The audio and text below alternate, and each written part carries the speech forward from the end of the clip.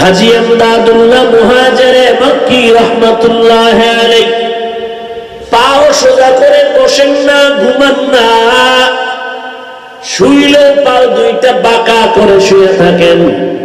রশিদ আহমদ গঙ্গুহি জিজ্ঞাসা করলেন, সাহেব আপনি পাও সোজা করে কেন ঘুমান না, বাঁকা করে শুয়ে থাকেন? হাজী এমদাদুল্লাহ দেখে বলেন, রে রশিদ, এই কথা কারো কাছে বলবি না। আমার জীবদ্দশায় আমি এমদাদ, আমি আল্লাহর এত বড় আশিক, আমি ডান দিকে পাও খুলতে চাই বাধা, বাম দিকে পাও খুলতে চাই বাধা, আমি পেছনে পা খুলবো বাধা, সামনে খুলবো বাধা। কারো আমি যেদিকেই পাও খুলি সেদিকেই দেখি আমার আল্লাহর নূরের তাজাল্লি দেখা যায়। আউলিয়ারা কারে উকবা ইখতিয়ার, জাহেলারা কারে দুনিয়া ইখতিয়ার। মাইলে মোমেন সোয়ে মোমেন মিশাওয়াত, মাইলে কাফের সোয়ে কাফের মিশাওয়াত। এই জন্য আল্লাহওয়ালাদের সোহবত বেশি দরকার, কারণ তাদের থেকে তোমার সিনার মধ্যে পাওয়ার আসবে, কলবে পাওয়ার আসবে। কারণ আল্লাহওয়ালাদের নজরে পাওয়ার, আল্লাহওয়ালাদের জবানের মধ্যে পাওয়ার।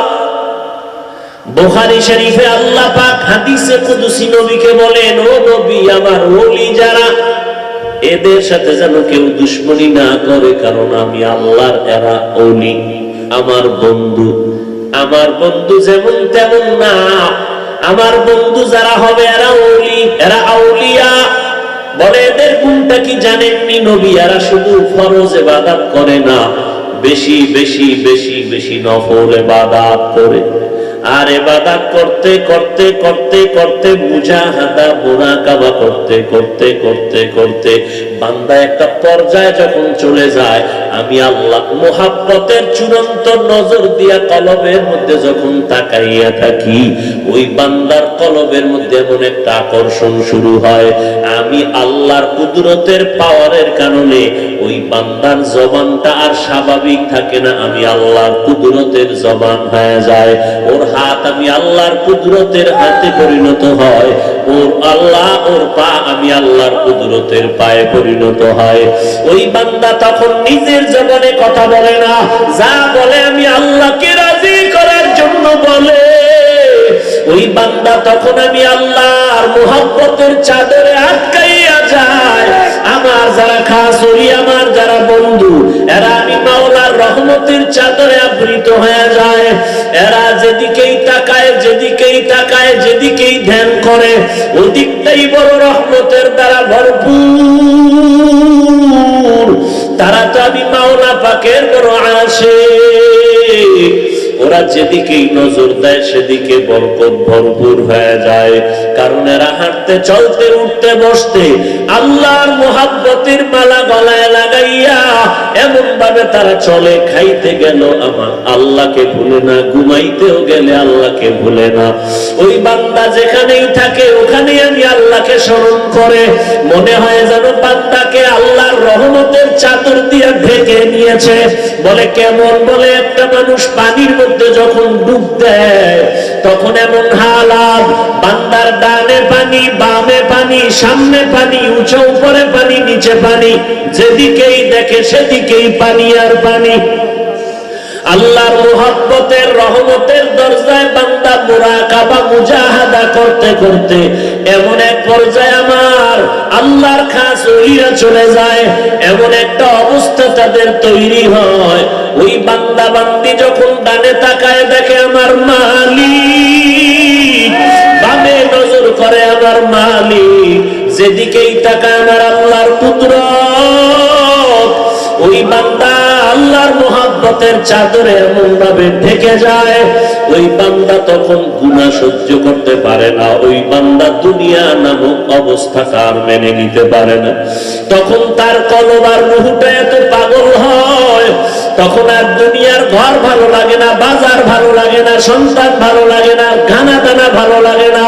তখন ওই আমার বান্দাটা এমন পাগল হয়, ওই বান্দা হাঁটে চলে আর তালাশ করে আমার মালিক, আমার মালিকের সাথে মোলাকাত করা দরকার, আমি এই দুনিয়ায় থাকতে চাই না। ওই বান্দা তখন রবের সাথে মোলাকাতের জন্য পাগল পারা হয়ে যায়। ওই বান্দা ঘুমাইতে গেলে আল্লাহরে তালাশ করে, আর ওই বান্দার সাথে আল্লাহর মুহাব্বত আর মোলাকাতের একটা পর্দা আছে, মাঝখানে হলো মরণের পর্দা। যখন মরণের পর্দাটা উঠে যাবে, তখন আল্লাহর সাথে ডাইরেক্ট মোলাকাত হয়ে যাবে। মরণের পর্দাটা উঠিয়ে গেলে বান্দার সাথে আল্লাহ ডাইরেক্ট মোলাকাত হয়ে যাবে। এরে নবীর উম্মতের দল, ওই বান্দা যারা আল্লাহওয়ালা তারাও মানুষ, আমিও মানুষ, তারাও দুই হাত দুই পা ওয়ালা মানুষ, আমারও দুই হাত দুই পা। তারাও বাজারে যায়, খায়, ঘুমায়, আমরাও বাজারে যাই, আমরাও খাই, আমরাও ঘুমাই। তারাও বিয়া শাদী করেছে, আমরাও করেছি রে বাবা। কিন্তু কেন আজ আমরা এত পেছনে? আল্লাহওয়ালাদের কাছে যায় মানুষ, দেখলেই কলিজা ঠান্ডা হয়, মোনাজাতে কান্না। আমার চোখে কেন পানি নাই? আমার অন্তরে কেন আল্লাহর মুহাব্বত নাই?